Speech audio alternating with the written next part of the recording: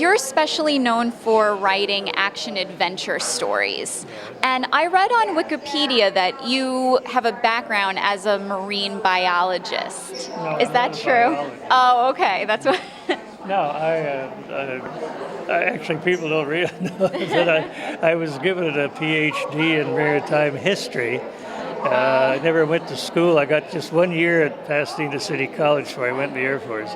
But the chancellor in New York took my books that I wrote on shipwrecks as my thesis, So Okay. that's always been my love because I formed a group called National Underwater Marine Agency. It's the same in my books, and gone out and looked for and found a number of famous shipwrecks, like the Mary Celeste, the one that's the ghost ship, and then it was funny. I was sitting there one morning and the phone rang, and this fellow said, "Yeah, Mr. Cussler, we're doing something on the Titanic. Would you like to go down and see it?" And I said, "I don't know. I'm kind of tired of it."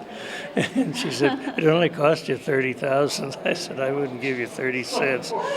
So I got to thinking, whatever happened to the Carpathia, the ship that rescued the Titanic survivors? Marvelous story. So I checked it out thinking it was scrap, but here it was torpedoed off Ireland in 1918. So then I put together, we got it on the third expedition, we found it. So it's, and of course the Confederate submarine Hundley, which they're restoring in Charleston. So that was another part. That's why I haven't written as many books as I probably could have. I'm out chasing old cars, which I collect, and then, chasing old shipwrecks. So, and then in between writing a book. So it's Right. Yeah, because the research must take a lot of time. Oh God, yes. Research is and you can never do enough. Amazing. Yeah. And then just like a shipwreck, if you find it, when you find it, it's not where it's supposed to be. It's always a long distance from where it's supposed to be, and it's always fascinating. Sometimes we found one in 18 minutes, and I've been looking for John Paul Jones' ship, the Bonhomme Richard, now for 12 years, and I haven't found it. So it's like playing dice, and craps. Right. So, but as far as the writing goes, it's just when I started out, it was interesting because everybody said, "Don't waste your time. Adventure doesn't sell." And that was back in the 70s. So I just kind of hung in, and then just started to build. And now you've got all these other fine authors, Bill Dotche and Harry, and I forget who else, and that are writing, adventure type novels. And you work with co-authors sometimes. What is that process like? Oh, it's easy. We'll get together and work out a plot, an outline brief. I don't like long ones. And come out with a problem, the outline. We got an ending, and then there again in the middle we pick up as we go along. And it's fun because we'll get together, then he'll go off and start writing, and I'll work on the plot, and then he comes back with 100 pages. I'll rewrite those until we get to the end. Oh. So we don't have any problems, working together. So. Yeah.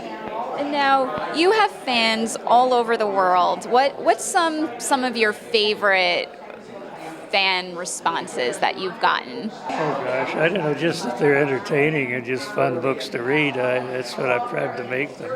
But what I'm so proud of is the fact that I get so many letters from prisoners, and patients. My mother's dying. She loves your books, this sort of thing. And like one, I received a letter from a doctor in New York that said he and his father were out swimming off Long Island, and they got caught in a riptide, and they were being swept out to sea. And he said, my father said, go on, I can't make it. And just then, he said, at that moment, I remembered in one of your books he wrote, Dirk Pitt was caught in the riptide, and he swam sideways and got out of it. And that's the way they work like that. And he said, I told my father to swim sideways to the beach, and we only had to go 30 feet, and we were out of the backside. And wow, that's amazing. Yeah, so I was in New York, it was a few years later, and I was signing books, and I signed one in this, and I told the story when I was in the book store. And this fellow came up to me and he said, "I'm the doctor." So, Oh. and then I've had, I don't know how many letters from kids that said I was on drugs, but I wanted to be like Dirk Pitt, your big hero, and I quit. And prisoners who come out and, a few years later write me they got a job and they're married and got kids and all that stuff. So I never really realized that I'd reach out and touch so many people. Yeah. It never occurred to me, and that's the part I enjoy is that reaching out. Yeah, that you're really affecting people. Yeah. Mm-hmm. And do you have anything else coming out, or that you're working on? Yeah, we're coming out with one next month. It's a book on, this one's kind of pirates, and Oh, cool. and then there's another one coming out after that, which has to do with it's a mist that kills people, and all this sort of thing. And then one that gets into the ancient times, particularly about in Solomon Islands that are loaded with jewels, rubies, diamonds, and oil, and that haven't really been discovered, and nobody's done anything on the Solomons. Right. So that's going to be a lot of fun, and then we're planning a book, Boyd Morrison and I down the line, and nobody's ever used Corregidor. Let's use that one. So the thing is, after all these books now, trying to do something different is very tough. Yeah. And even a lot of the writers, I know that, I wanted to do a book, and I find they've already done one. So it's getting harder all the time to come up with, just like I've done 60 and take all the other authors. And so it's getting harder when you sit down to try and come up with a plot. Yeah. So, the research I love. Oh, I love the research. Writing to me is work.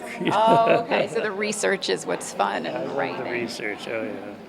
And the trick is to keep trying to do something that nobody else is doing. So. Right.